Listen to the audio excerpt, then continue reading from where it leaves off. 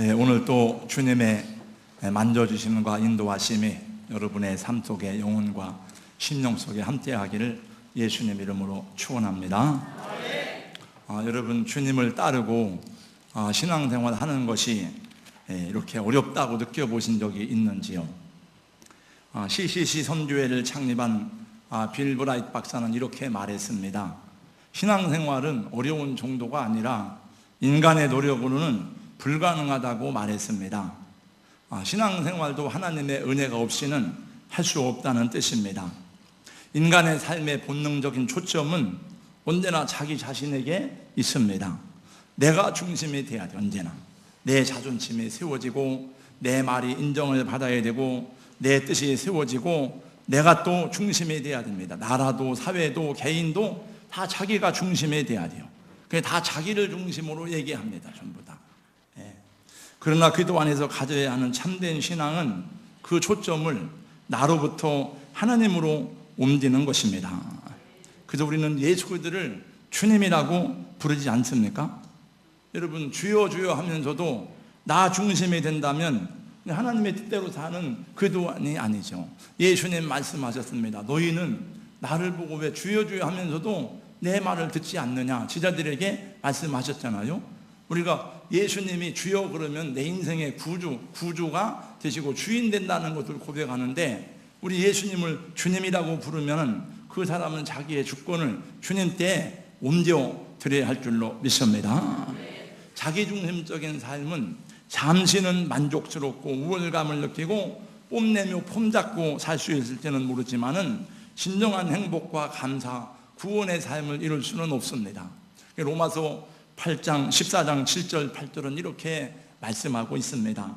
우리 중에 누구든지 자기를 위하여 사는 자가 없고 자기를 위하여 죽는 자가 없도다. 8절 다 같이요, 시작. 우리가 살아도 주를 위하여 살고 죽어도 주를 위하여 죽나니 그러므로 사나 죽으나 우리가 주의 것이로다. 이러한 고백이 고백으로만 끝나는 것이 아니라 삶으로 체험되기까지 하나님 우리를 끊임없이 훈련하시고 변화시켜 가시고 연단하시는 것입니다. 우리들만 그런 것이 아니라 성경에 나오는 모든 믿음의 사람들을 보면, 믿음의 우인들을 보면은 그 모든 삶의 과정이 그런 것임을 볼 수가 있어요. 특별히 야곱의 삶을 통해서 그걸 구체적으로도 우리가 확인하고 살펴볼 수가 있습니다. 지금 우리는 창세기 말씀 중에 야곱의 생애에 나타나는 일들을 이야기 형식으로 계속 살펴보고 있는데, 여러분, 제가 전하는 말씀을 잘 이해가 되시는지요?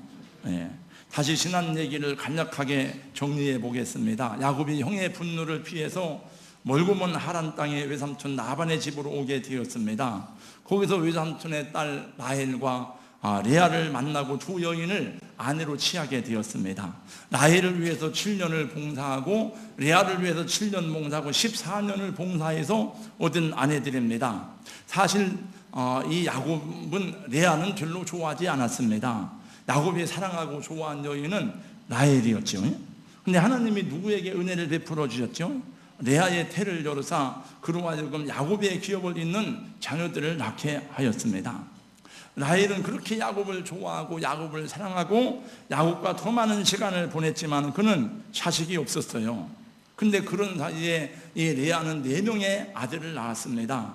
그리고 4번째 아들을 낳고는 여호와를 찬송하리로다 하고 그 이름을 유다라고 하였는데, 유다는 메시아 되신 예수 그리스도의 직계 조상이 된 사람입니다. 그러니 아무리 라헬이 야곱의 사랑을 받는다 하여도 얼마나 힘들고 괴로운 일이겠습니까? 얼굴이 예쁘고 아름다웠지만은 이제 와서 보니까 그 얼굴 예쁘다는 게 별 의미가 없어요. 별 소용이 없는 것이었습니다. 이게 마음속으로 뿐만 아니라 안과 밖으로 막 참을 수가 없었습니다. 그 이제나 저제나 참고 기다렸는데 세월이 지날수록 확률이 점점 더 떨어지는 거예요. 2년, 3년, 5년, 6년 지나고 보니까 자기에게 잉태할 확률이 점점 더 떨어지는 걸 생각하니까 마음이 조급하고 여러 가지로 막 견딜 수가 없었습니다. 남편의 사랑을 받아도 행복하지 않고 좋은 음식을 먹어도 밥맛이 없었습니다. 족한 시기와 질투심에서 견딜 수가 없었습니다. 성경 말씀에 보니까 한나라고 하는 여인은 이제 그 자식이 없으니까 남편이 뭐라고 하는 거 하면은 그대는 10아들보다 내게도 소중하지 아니하고, 그래도 그 말이 귀에 들어오지 않았어요. 왜냐하면 그 당시 상황은 그러했습니다. 그래서 남편을 계속 들들 볶다가 어느 날 결정적인 말을 하게 되었습니다. 그 오늘 여기 봉독한 말씀에 보니까 이 자기 남편 야곱에게 말합니다. 내게 자식을 낳게 하라. 그렇지 아니하면 내가 죽어버리겠다. 영어 성경에 보니까 Give me children or I'll die. 내가 두 가지 한 중에 하나 선택하라고 말이에요. 나한테 자식을 주든지 아니면 내 죽음을 달라 이거예요. 난 죽어버리겠다 하는 것입니다. 아이를 주든지 아니면 내가 죽도록 하든지 당신 선택하라 하는 거예요. 여인의 질투, 시기심이 독한 투기로 나오게 되는 것을 봅니다. 일찍이 솔로몬은 이 시기, 투기가 얼마나 무서운 것인지에 대해서 이렇게 말했습니다. 사랑은 죽음같이 강하고 질투는 수월같이 잔인하며 불길같이 일어나나니 그 기세가 여호와의 불과 같으니라. 여기 수월같이 잔인하다는 말은, 수월은 원래 꺼지지 않는 불이 타오르는 음부, 지옥을 상징하는 말이에요. 그러니까 질투는 지옥같이 잔인하고 불길같이 일어난다 그 말이에요. 잠언서 27장 4절 말씀에 보니까 부는 잔인하고 노는 창수 같거니와 투기 앞에야 누가 서리요. 우리나라 말에도 여자가 한을 품으면 온열에도 서리빨이 내린다는 그런 말이 있습니다. 여러분, 그런 야곱이 두 여자를 데리고 산다고 행복하겠습니까? 한 여자 데리고 사는 것도 어려운데, 한 여자 행복하게 하는 것도 쉬운 일이 아닌데, 두 여자 데리고 살면서 두 여자를 행복하게 하려니 얼마나 힘들고 어려웠겠습니까? 사실 야곱은 라헬 때문에 인생이 굉장히 힘들고 어렵습니다. 라헬 때문에 기쁘기도 하였지만 라헬 때문에 얼마나 또 고생을 많이 했는지 모릅니다. 정말 이쁜 여자만 좋아하면 이렇게 됩니다. 우리 남자들은 경각심을 가지시기 바랍니다. 여러분, 이쁜 것도 적당하게, 제 아내처럼 적당하게 생기고 적당하게 통통하고, 그러면 편안하고 좋을 것입니다. 여러분, 아브라함을 보세요. 아브라함은 그 아내가 너무 이쁘니까 겁나잖아요. 어디 가면은 그 당시만 해도 여러분, 나라의 주권이 완전하게 세워진 때가 아니니까 혹시 저놈들이 나를 죽이고 내 아내를 뺏어가지 않을까? 그래가지고 맨날 걱정하고 근심하는 게 그거잖아요. 이 야곱은 아주 이쁜 여자를 좋아하고 사랑했다가 이 지금 어려운 일에 덫에 걸린 거예요, 이게. 그래서 라헬이 야곱에게 데리면서 막 말합니다. 나에게도 아들을 달라 이거요. 아니면 내가 죽어버리겠다. 그 야곱이 뭐라고 말합니까? 여기 성경에 보니까 화를 내면서, 옛날 개역 성경에는 노를 받대, 노를 바라면서 말했습니다. 내가 하나님이냐? 그대에게 임신하지 못하는 것이 못하게 하는 거, 하나님이거늘 어찌 내가 하나님을 대신하겠느냐? 그리고 막 화를 냅니다. 분노하고 화를 낸 것은 잘못이지만 그 말은 맞는 말이잖아요. 여러분, 아기를 낳고 안 낳고는 야곱 맘대로 하는 게 아니잖아요. 우리 맘대로 하는 게 아니잖아요. 살고 죽는 것도 하나님의 주권에 속한 일이지만 아기를 낳고 못 낳는 것도 다 하나님의 손에 있습니다. 하나님의 은혜를 베풀어 주시고 하나님이 도와주셔야 사는 것이 우리 인생인 것입니다. 자신을 불쌍히 여기사 하나님 도와주시기를 간구하고 하나님의 은혜를 구하고 겸손히 기다릴 줄 아는 것이 라헬의 아름다운 믿음이겠거늘, 언니를 투기하면서 차라리 내가 아들이 없으면 내가 죽겠다고 아득바득 대드는 것은 하나님 보시기에도 좋지 않을 뿐만 아니라 이것은 아주 불신앙적인 행동이었습니다. 라헬은 견딜 수가 없었습니다. 그 속에서 일어나는 투기와 시기는 잠재울 길이 없습니다. 우리 사랑하는 성도 여러분, 이런 투기와 시기심으로 살아가는 삶이 되지 않기를 예수님 이름으로 권면하고 축복합니다. 여러분, 성경은 우리가 투기하고 시기하지 말 것을 많이 말씀하고 있습니다. 불의한 자의 행통을 보면서 투기하지 말라 말씀했습니다. 악한 자를 보면서 투기하지 말라. 저런 놈들은 정말 저렇게 거짓말하고 악한데도 왜 이렇게 막 돈이 많고 잘 짜는가, 그거 보고 저주하고 투기하지 마세요. 조지 에프타인은 시기에 대한 글을 썼는데, 인간의 7가지 욕망 가운데 유일하게 재미없고 자기를 죽이는 것이 있는데 그것이 바로 시기라고 하는 것이었습니다. 시기는 미묘하다 못해 비열하고 음흉하기까지 하다는 것입니다. 그 7가지 욕망 가운데 게으름도, 게으름 피우는 맛이 있는데 시기는 그것도 없다는 거예요. 탐심, 시기, 화, 자만, 게으름, 정욕, 탐식. 그 이제 네프타이는 7가지를 이렇게 인간의 욕망으로 정의했습니다. 그런데 이 시기야말로 끊임없이 비교하고 경쟁하게 하는 것이라고 했습니다. 오늘날 우리 사회가 그렇잖아요.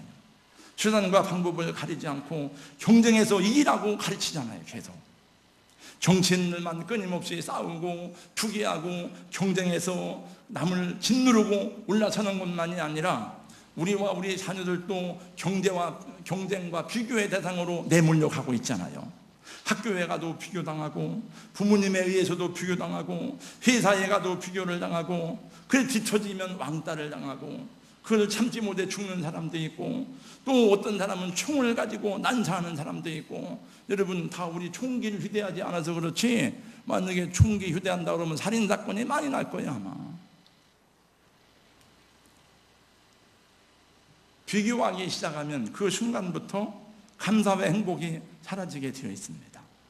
시기심으로 경쟁하기 시작하면 다른 사람을 이겨야 되고 그 사람을 깔아뭉개야 되고, 그래야 내가 올라서니까.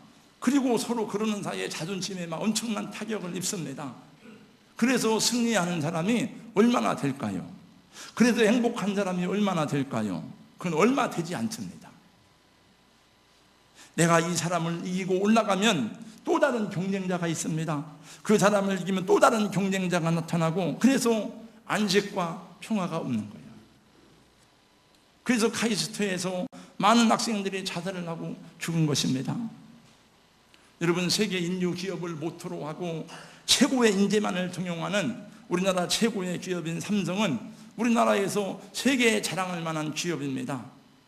우리는 그 삼성이 잘 돼가지고 경제가 발전한 혜택도 많이 있고 거기 자랑할 만한 사람이 많이 있지만은, 여러분, 성공한 사람 얘기만 들어서 그렇지 그 안에서 죽은 사람의 얘기를 들어보셨어요?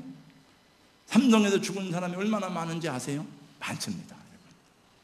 삼성 CEO 자리에 있다가 죽은 사람이 많아요. 제가 몇 년 전에 우리 수련회 갔을 때 그 장로님이 삼성 CEO로 있다가 은퇴한 분이에요. 그 자리를 지키기 위한 압박감과 경쟁심에서 도태되면 그냥 낙오되든지 아니면 죽든지요. 근데 그 사람들은 다 똑똑한 사람들이기 때문에 도태되는 것을 감당하기가 어려워요. 우리는 성공한 사람들의 얘기만 들었지 도태되어 죽은 사람들의 얘기는 별로 생각 안 합니다. 여러분, 이병철 씨의 아들로 그 이재용 씨 사촌인 이재찬 씨가 46살에 아파트에 투신해서 죽었을 때에 대한미디어 사장으로 재직하다가 투신해 죽었는데 삼성가에서 장례도 안 치렀습니다. 이건희 씨의 셋째 딸도 26살에 미국에서 자살을 했어요. 박종태 씨가 쓴 환상이라는 책이 있는데 그 책, 이분이 삼성에서 있다가 나왔는데 삼성 안에서 일어나는 내밀한 일들이 얼마나 비정한가를 보여주고 있어요. 왜냐하면 1등만 살아남으니까 나머지는 죽으라 이 얘기예요. 삼성가만 그런 게 아닙니다. 현대가의 정몽훈 씨도 자살해 죽고, 또 몇 년 전에 정몽원 회장도 빌딩에서 투신해갖고, 다 그게 형제간의 갈등이고 싸움이에요. 두산그룹의 전 박용호 회장은 KBO 총재 지낼 때는 알았는데, 뭐 개인적으로 아는 건 아니지만 그 훌륭한 사람인데, 그분도 형제들 간의 경영권 다툼에서 밀려나가지고 2009년에 자살해 죽었습니다. 두산그룹에. 내가 요 며칠 전에도 보니까 뭐 신문 헤드라인 났더라고요. 왕자의 난 그래가지고 어느 대기업에, 뭐 아시는 분 알 거예요. 대기업에 아들들끼리 막 서로 싸우다가 아들 하나가 회사를 고발한 거예요. 다 조사하라고 합니다. 그러니까 이 비교하고 경쟁하는 사회에서는 끊임없이 물고 물리고 죽이는 사건이 계속됩니다. 제가 지난 주에 카이스트 교수인 윤춘섭 박사와 함께 저녁을 먹었습니다. 윤춘섭 박사는 영국에서 물리학 박사를 받은 사람이에요. 그래서 지금 그분이 아마 유명한 걸 발견했다고 하더라고요. 근데 이 카이스트도 교수들도 3년마다 평가를 하는데 공적을 못 쌓으면은 그 도태돼서 나가야 된답니다. 근데 카이스트에서 많은 아이들이 죽었는데 경쟁에서 나오고였기 때문에 정말 그 성적이고 그 학생의 인격이고 능력이에요. 그러니까 그 인격으로 평가되는 곳에서 자기가 그 보태되면 사는 존재의 의미를 모르니까 죽는 거죠. 제가 이제 그 수년 전부터 여러분도 아시겠습니다만은 카이스트의 서아무개 총장하고 이사장이 그 오아무개 씨였잖아요. 예, 둘이 막 계속 싸우더라고요. 물러나라고 그러고 난 임지를 끝까지 하겠다 그러고, 그래서 제가 왜 그러나 하고 저도 이제 그 내용을 본 적이 있습니다. 그래서 제가 그 은춘섭 박사한테 물어봤어요. 그 서 총장의 말이 맞지 않습니까? 국가에서 장학금을 다 주는데 그러면 그냥 공부를 안 하면 안 되니까 경쟁을 도입해야 되는 거 아닙니까? 이렇게 얘기를 했더니 그 윤춘섭 교수는 그렇게 말하더라고요. 아닙니다. 그것은 교육적 방법으로는 잘못된 것입니다. 네, 그분 얘기예요. 네, 서 총장은 신자유주의를 표방하는 분이라 이렇게 얘기를 하더라고요. 저는 잘 그런 내용은 모르겠습니다만은 아이들이 계속 도태되니까 경쟁에서 죽는 거예요. 여러분, 그래서 신앙생활이 어려운 것입니다. 여러분들은 이 세상에 나가서 경쟁해서 싸워서 이겨야 속이 시원하고, 이겨야 내가 승리감을 누리고, 이겨야 자존심이 세워지는 그런 세상에 살고 그런 가치관을 가지고 살아가는 사람들이 교회에 와서는 내 삶의 주권을 하나님께 내어드리고 주님 앞에 무릎을 꿇고 우리의 이성과 생각으로 맞지 않는 부분일지라도 주님의 뜻이라면 순종하고 따라야 한다는데 어려움이 있는 것입니다. 내가 싸워서 이겨야 되고 승리를 쟁취해야 되고, 그래서 내 정체성을 찾아야 되는 가치관을 가진 사람들이 자기를 부인하고 자기 십자가를 지고 주님을 따르라고 배우니 이게 얼마나 쉽지 않은 일입니까? 그러니 여러분과 제가 계속 갈등하고 싸우는 거예요. 이게 목회자들도 그것이 어려워요. 목회자들, 주님을 따르고 주님을 본받고 배워야 되는 목회자들도 주님이 기뻐하실 교회, 주님이 기뻐하실 목회를 해야 되는데, 이게 교회까지도 막 끊임없이 경쟁하고, 이게 주님을 따르는 교회들까지도 막 세속적 가치관과 방법을 가지고 교인이 많이 모이면 성공한 목회라고 그러고, 그게 자꾸 비교를 당하는 거예요. 여러분도 저를 비교하지 않습니까? 여러분도 저를 판단하고 비교하잖아요. 우리 목사님은 능력이 여기까지인가 보다. 저 목사님의 능력이 크다. 그리고 숫자로 다 비교하잖아요. 물량으로 비교하잖아요. 여러분, 하나님의 비전과 그렇다고 해서 제가 뭐 능력이 있는데 그렇다는 뜻은 아니고, 인간의 욕망은 다릅니다. 우리 모두는 예수님을 믿고 십자가를 경험하였습니다. 성령으로 거듭난 하나님의 사람이 되었습니다. 그러므로 여기 모여 예배드리고 말씀을 듣는 것은 내 육신의 생각과 종욕을 십자가에 못 박고 주님을 따르기로 결단하는 시간이 되어야 되고 순종을 배우는 자리가 되어야 하는 줄로 믿습니다. 그래야 됩니다. 이게 여기 내 자존심 세우는 자리가 아니에요. 이게 내가 인정받는 자리가 아니에요. 저 오종무 목사가 여기서 말씀 전하 인정받는 자리가 아니고, 저도 여러분도 다 우리의 모든 자존심은 내려놓고 예수님이 영광을 받으시고 예수님이 경배를 받고 주님의 뜻을 따르는 공동체가 될 때에 하나님이 기뻐하시는 그런 교회가 되는 줄로 믿습니다. 근데 그 길이 참 어려운 것 같아요. 예수 안에 들어오면 예수의 말씀을 들어야 합니다. 예수로 말미암아 구원을 받고 예수님을 주님이라고 믿으면, 예수님의 제자라면 예수님이 가신 길을 따라가야 될 줄로 믿습니다. 그렇지 않으면 우리에게 남은 생애의 길들이 여전히 광야와 같이 힘들고 고통스럽고, 하나님은 여러분을 포기하실 수 없기 때문에 여러분의 모난 부분을 다듬기 위해서 그 다듬어지는 과정이 우리에게는 때로는 훈련이고 연단이고 고통스러운 거예요. 저도 이 목회를 하면서도 많이 꺾여지기도 하고 무너지기도 하고 주님에 의해 다듬어지기도 하고, 아직도 다듬어질 부분이 많이 있겠지만 여러분도 마찬가지입니다. 라헬은 투기심으로 견딜 수가 없었습니다. 그렇다고 죽는다고 말했지만은 억울해서 죽을 수가 없어. 이런 사람은 억울해서 안 죽어요. 자기 자존심을 세우고 죽어야지, 죽더라도. 근데 이런 사람은 제가 잘 돼야 신앙생활도 기쁘고 즐거운 거예요. 내가 잘 되고 내가 막 형통해야, 그래야 교회 생활도 기쁘고 즐겁고 막 사람들 인도하고 리더해 나가고 그래요. 자기가 안 되면은 불에 죽어가지고 교회 생활도 재미가 없는 거예요. 우리 신앙생활은 그게 아니잖아요, 여러분. 내가 잘 되면 교회 생활 기쁘고 신앙생활 기쁘고 주와 같이 길 가는 거 즐거운 일하니까, 고난과 어려움이 오면 주여 다 그런 거지 뭐. 그리고 숨어버리고, 그게 아니잖아요, 여러분. 우리의 의를 세우는 것이 아니고 내게 주어진 주님의 의가 우리를 통해서 나타나야 될 줄로 믿습니다. 나에 대해 투기심이 드디어 갈 때까지 갔습니다. 그러니 나이는 자기가 결혼할 때 아버지가 선물로 뭘 줬는가 하면은 시녀를 줬어요, 선물로. 그 이름이 누구예요? 비라예요, 비라. 그래서 야곱에게 말했습니다. 내 여종 비라에게 들어가시오. 그가 아들을 낳으면 내 무릎에 내가 키우겠습니다. 나도 자식을 얻으리이다. 그래서 비라를 야곱의 첩으로 주었는데 비라가 들어가자마자 임신을 하였습니다. 그래서 아들을 낳고 그 이름을 단이라고 했는데, 하나님이 내 억울함을 풀어주셨다. 그리고 비라가 또 아들을 낳았습니다.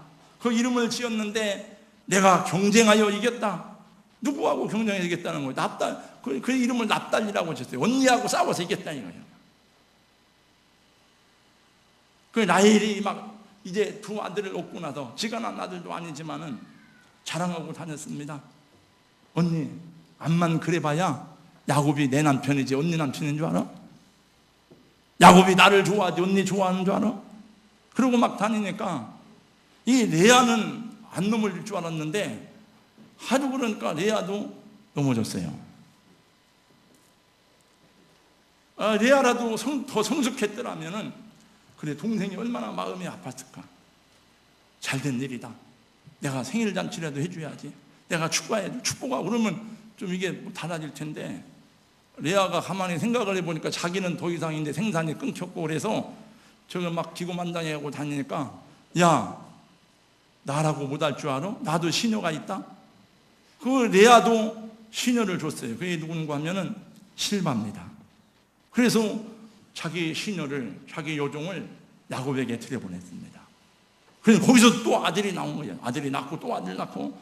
참 이 첩들은 애기들도 잘 낳아요. 이게 희한하대. 아니 성경 읽다가 보니까, 제가 이걸 막 읽다가 보니 이 감정 속에는 여러 가지 감정을 경험하는데, 어떻게 이렇게 첩들은 애기도 잘 낳냐, 옛날이나 지금이나. 아브라함은, 여러분, 사라는 보세요. 이렇게 재밌는 얘기를 하는데도 뭐 이렇게 좋은데, 얼마나 더 재미있게 얘기를 해야 안 좋나 모르겠네. 졸지 마세요. 아브라함, 사라는 그렇게 사모해도 자식이 없잖아요. 근데 보니까 아브라함이, 여러분, 하갈 초보니까 금방 아기를 낳아. 그두라는 막 여러 명의 자식을 낳았어요. 뭐 그건 잘 모르겠습니다. 왜 그런지. 여러분, 그 자식들 이름 짓는 걸 보세요. 억울함을 풀었다, 단. 납단에 경쟁해서 이겼다. 이 속에 무슨 하나님의 은혜가 있습니까? 무엇이 죄이고 무엇이 옳은 건지 전혀 분간이 안 돼. 뭐가 억울하다는 겁니까? 뭐가 승리라는 것입니까?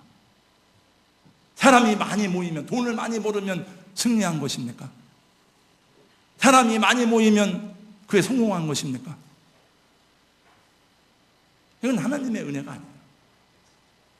이건 하나님이 주신 복이 아닙니다. 여러분, 세상 사람 잘 되는 거 부러워하지 마시고 예수님 안에서 믿음으로 사는 것이 복인 줄로 믿으시기 바랍니다. 그래서 저는 오늘로써 이제 창세기 30장 이 여자들의 얘기는 끝내려고 해요. 이 뒤에 계속되는데 얘기가 저는 이제 그 얘기는 끝나고 다음 장면으로 넘어가겠습니다만은 여러분 집에 가서 읽어보세요. 계속 이 싸움이 계속됩니다. 그래서 여러분 야곱의 가정에 지옥 같은 쓴뿌리가 생기는 거예요. 나중에 보세요, 여러분. 또 야곱을 한번 보겠습니다. 우리가 야곱은 가만히 앉아서 이 여자 저 여자 다 아내로 맞이해드리고 재미볼 것은 다 보고 참 복도 많다. 그래, 여러분 이게 복입니까? 하나님의 사람으로서 자부심도 잃어버리고, 그리고 원래 중혼은 하나님께서 아담과 하와를 만들어서 말라기서 말고 한 남자 한 여자예요. 원래 중혼이라고 하는 것은 그 당시 고대의 이방 문화의 습관입니다. 지금 야곱이 완전 이방 문화에 젖어가지고 지금 거기서 즐기고 재미보고 지금 괴로우면서도 지금 다 그걸 받아들이는 거예요. 그게 아니라고 고절해야 되잖아. 이게 옳지 않은 건 이게 아닙니다. 이게 아니다 해야 되는데 다 뭐. 그래서 여러분 야곱이 환난이 많은 거예요. 야곱이 하나님의 사람이지만 야곱이 가지치기 할 것이 너무나 많은 거예요. 하나님이 그냥 환도뼈 부러뜨린 게 아닙니다. 우리는 그렇게 말할 수 없지만 하나님이 보실 때 너 이놈 환도뼈 부서져야 될 인간이다. 환도뼈 부러집니다. 그의 야곱 가정에 막 쓴뿌리가 얼마나 깊은지 마치 지옥에서 온 저승사자들 같아. 그 형제들이 다 이성계, 태조 이성계 그 여러 명의 자녀들이 많으니까 막 자녀들끼리 서로 죽고 죽이고 막 그러잖아요.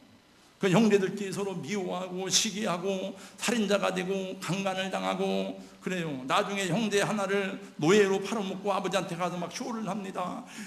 그 요셉의 옷을 취해가지고 요셉을 사실 죽인다고 그랬었어요. 자, 이게 죽여버리자 이거. 근데 그 중에 한 형제가 야 죽이진 말자, 팔아먹자. 노예로 팔으면 영영 돌아올 길이 없어요. 그리고 요셉의 옷을 취해가지고 거기다가 짐승 피를 발라가지고 아버지 앞에 가서 쇼를 하는 거예요. 아버지 이게 누구 옷입니까? 보세요. 막 우는 거예요. 그러니까 보니까 이게 자기가 요셉의 옷이에요. 그 야곱이 얼마나 가슴에 한을 품고 사는지 이 죽은 아들 가슴에 한을 품고 살아가는 거예요. 우리 아들 죽었구나. 나중에 야곱이 바로 왕을 만났을 때 바로가 물어봅니다. 그대의 나이가 몇 살이나 물어봐요. 근데 야곱이 이렇게 말합니다.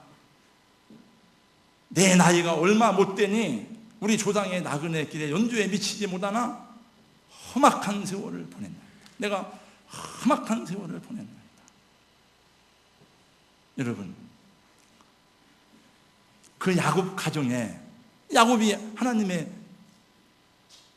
택함 받은 사람이잖아요. 야곱이 믿음의 조상이잖아요. 이렇게 끝나면 안 되잖아요. 그 야곱 가정에 쓴 뿌리와 그 12형 4명의 어머니로 태어난 12형제들의 막 얽히고 설킨 원한과 사연을 풀어내는 사람이 있는데 그 사람이 누구냐? 그 사람이 누구죠? 그 사람이 누구요? 그 사람이 요셉이에요. 요셉. 그럼 저는 이 말씀을 준비하다가 요셉을 생각하니까 막 눈물이 나더라고요. 그냥 간단하게 준비한 게 아니라 하루 종일 제가 이 토요일 날 말씀 준비하다 요셉을 생각하니까 눈물이 나. 이런 가정에서 어떻게 요셉이 나오는가?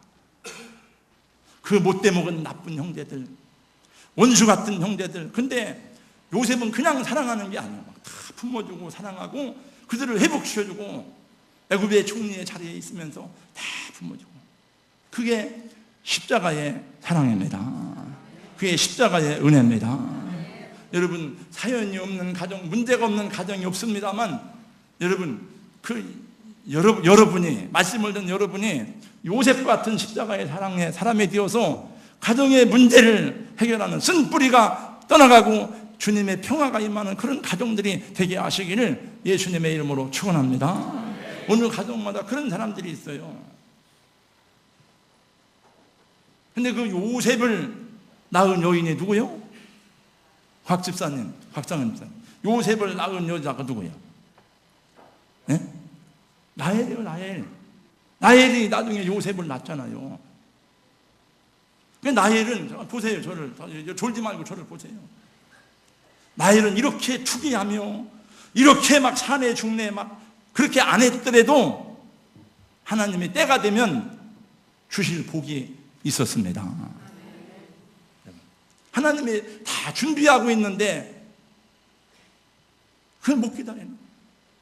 여러분 보세요. 레아는 메시아의 조상을 낳은 복된 여인이 되었고, 라헬은 한 시대를 구원한 위대한 인물이고, 장자의 명문을 나중에 여러분 역대서에 보면 나옵니다. 요셉이 장자가 아니지만 11번째 아들이지만은 장자의 명문을 받아요. 위대한 어머니가 되었어요. 그 요셉을 낳은 라헬은. 하나님이 그렇게 복을 주신 겁니다. 하나님이 주신 것들은 다 복된 것입니다. 그러나 지들끼리 싸워서 막 경쟁해서 얻은 것들은 그들의 고통이었고 그들의 원한이 되었어요. 여러분 교회 와서 배워야 될 게 뭡니까? 주님이 주신 십자가의 은혜로 사는 법을 배워야 되고, 주님이 주시는 하늘 양식을 먹으며 살아야 한다는 것을 깨달아야 하는 것입니다. 그분이 채찍에 맞음으로 우리가 나음을 입었습니다. 그가 십자가에 피 흘려 죽으심으로 죄와 사망의 저주에서 우리의 구원을 이루신 것이 아닙니까? 우리는 그 은혜의 겸손함으로 살아야 하는 것입니다. 뭐 자존심 세우려고 하지 마세요. 주의 종이 앞으로 나오세요. 그러면 나와요. 그냥. 일부 예배는 이렇게 많이 안 드리니까 맨날 끝에서 뭔 감정이 있어가지고 그런지 맨날 끝에 앉아서 제가 낮에 얘기했어요. 아까 집사님 나오세요. 앞으로 나오세요. 빈자리가 많은데 나오세요.